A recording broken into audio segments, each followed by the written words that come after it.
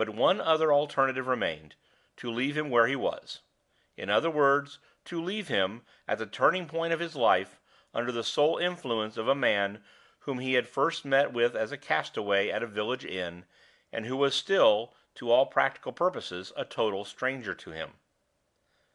In despair of obtaining any better means of enlightenment to guide his decision, Mr. Brock reverted to the impression which Midwinter had produced on his own mind in the familiarity of the cruise. Young as he was, the ex-usher had evidently lived a varied life. He could speak of books like a man who had really enjoyed them. He could take his turn at the helm like a sailor who knew his duty. He could cook, and climb the rigging, and lay the cloth for dinner, with an odd delight in the exhibition of his own dexterity. The display of these, and other qualities like them, as his spirits rose with the cruise, had revealed the secret of his attraction for Allan plainly enough. But had all disclosures rested there? Had the man let no chance light in on his character in the rector's presence? Very little, and that little did not set him forth in a morally alluring aspect. His way in the world had lain evidently in doubtful places. Familiarity with the small villainies of vagabonds peeped out of him now and then, and, more significant still, he habitually slept the light, suspicious sleep of a man who has been accustomed to close his eyes in doubt of the company under the same roof with him.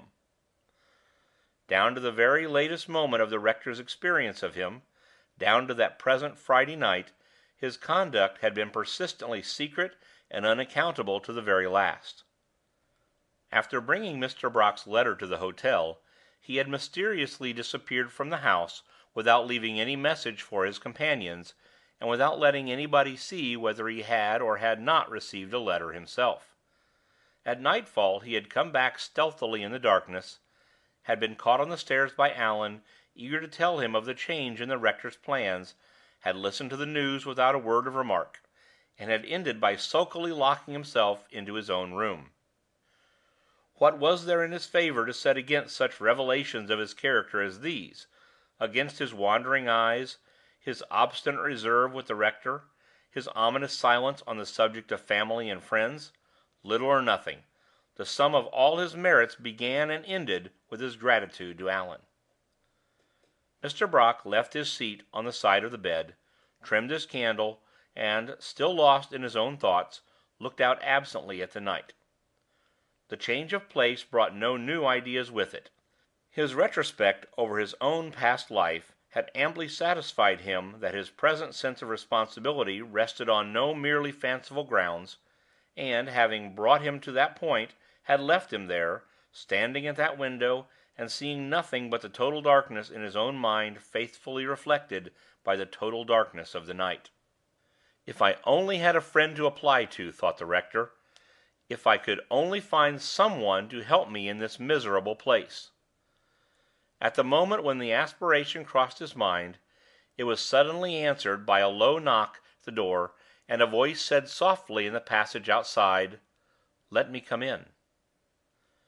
After an instant's pause to steady his nerves, Mr. Brock opened the door, and found himself, at 1 o'clock in the morning, standing face to face on the threshold of his own bedroom with Ozias Midwinter. "Are you ill?" asked the rector, as soon as his astonishment would allow him to speak. "I have come here to make a clean breast of it," was the strange answer. "Will you let me in?" With those words he walked into the room, his eyes on the ground, his lips ashy pale, and his hand holding something hidden behind him. "I saw the light under your door," he went on, without looking up, and without moving his hand. "And I know the trouble on your mind which is keeping you from your rest. You are going away to-morrow morning, and you don't like leaving Mr. Armadale alone with a stranger like me." Startled as he was, Mr. Brock saw the serious necessity of being plain with a man who had come at that time and had said those words to him. "You have guessed right," he answered. "I stand in the place of a father to Allan Armadale, and I am naturally unwilling to leave him, at his age, with a man whom I don't know." Ozias Midwinter took a step forward to the table. His wandering eyes rested on the rector's New Testament, which was one of the objects lying on it. You have read that book in the years of a long life to many congregations," he said. "Has it taught you mercy to your miserable fellow creatures?" Without waiting to be answered, he looked Mr. Brock in the face for the first time, and brought his hidden hand slowly into view. "Read that," he said, "and for Christ's sake pity me when you know who I am." He laid a letter of many pages on the table. It was the letter that Mr. Neal had posted at Wildbad 19 years since. End of Book 1, Chapter 1. Recording by Alan Winterowd. Boomcoach.blogspot.com